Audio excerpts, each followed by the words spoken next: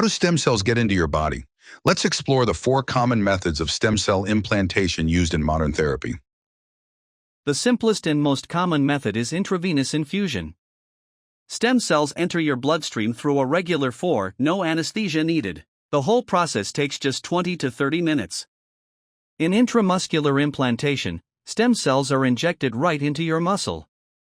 It's quick, safe, and also doesn't require anesthesia. For arthritis and joint damage, intra-articular injections are used.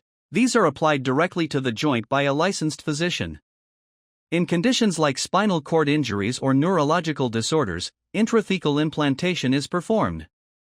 Stem cells are injected into the spinal fluid under sterile conditions, guided by a specialist under local anesthesia.